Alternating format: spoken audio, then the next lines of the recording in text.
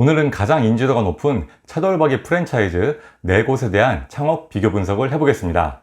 제가 선정한 브랜드는 20년 5월 현재 가맹 점수가 50개점 이상인 2차돌, 1차돌, 차돌풍, 돌베기집입니다.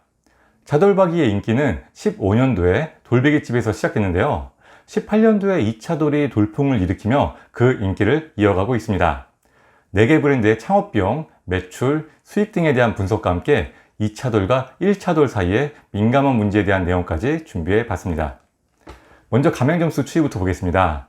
2차돌은 20년 5월 현재 262개 점의 가맹점을 보유하고 있는데요.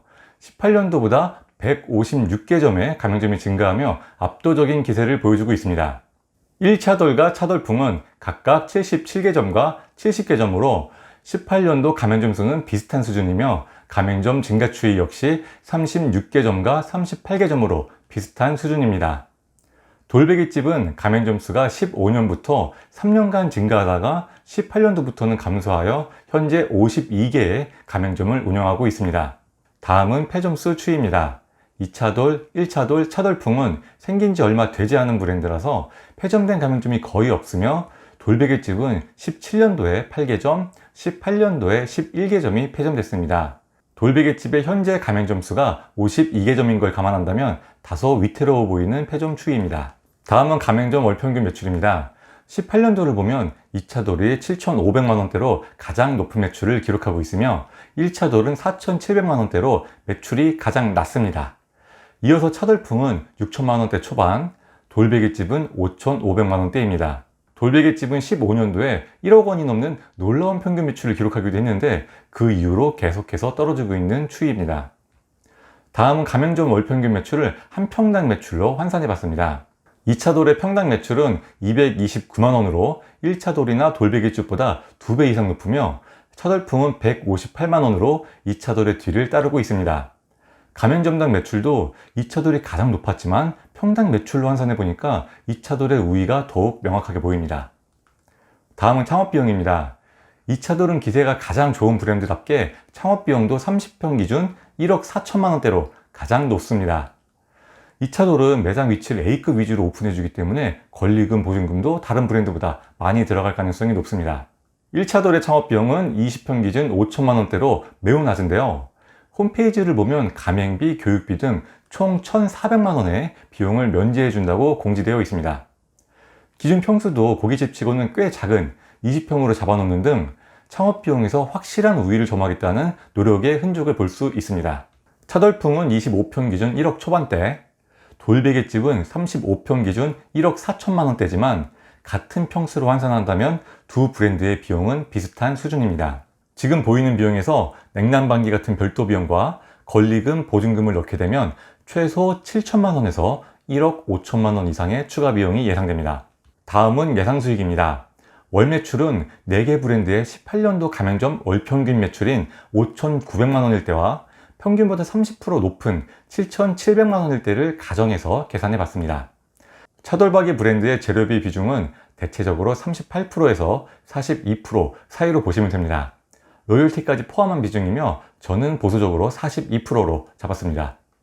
인건비 비중은 풀 오토 기준 30%로 잡았고요. 임대료는 500만원, 나머지는 무난한 수준으로 잡아보면 매출 5,900만원일 때 수익은 444만원, 매출 7,700만원일 때 수익은 732만원이 예상됩니다. 이해를 돕기 위한 예시이므로 실제 수익과 다를 수 있습니다. 다음은 오늘 비교해본 데이터를 토대로 각 브랜드별 강점과 약점을 요약해 보겠습니다.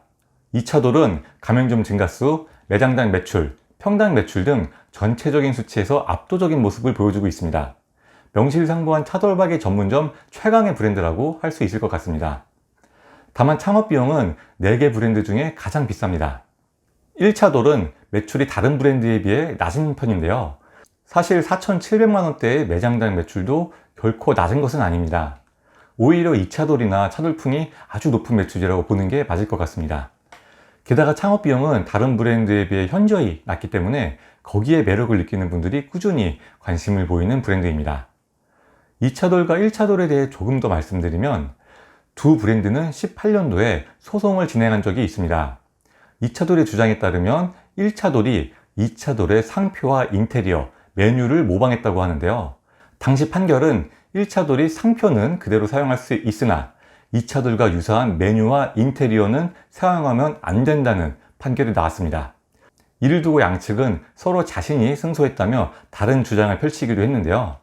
1차돌 창업을 생각 중인 분이라면 누구의 말이 법적으로 옳고 그른지보다 더 중요하게 고려해 볼 것이 있습니다. 바로 고객이 어떻게 받아들일지인데요. 우리 식당에 오시는 건 법원이 아니라 고객이기 때문입니다.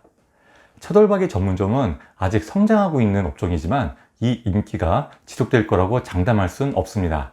특히 고기 프랜차이즈는 유행에 더 민감하기도 하고요. 브랜드의 성장세가 멈추고 성숙기 또는 쇠퇴기로 접어들었을 때도 고객이 여전히 찾아줄 만한 매력이 있는 브랜드인지, 아니면 고객이 모방 브랜드로 인식하고 발길을 뚝 끊을 만한 브랜드인지 잘 판단해 보시길 바라겠습니다. 이어서 차돌풍은 전체적으로 특별한 강점이나 약점이 눈에 띄지 않습니다. 매출이 높긴 하지만 이 차돌의 매출이 워낙 압도적이기 때문에 차돌풍의 매출이 강점이라고 하기엔 약간 무리가 있을 것 같습니다. 돌베개집은 가맹점 수가 줄어들고 있다는 것이 가장 우려되는 부분입니다. 그리고 매장된 매출은 높은 편이지만 평균 매장 평수도 55평으로 아주 큰 편이기 때문에 평당 매출은 4개 브랜드 중에 가장 낮습니다. 여기까지 차돌박이 프랜차이즈 4개에 대한 분석을 마치겠습니다. 고깃집 창업에 관심 있는 분들께 도움이 되셨길 바랄게요.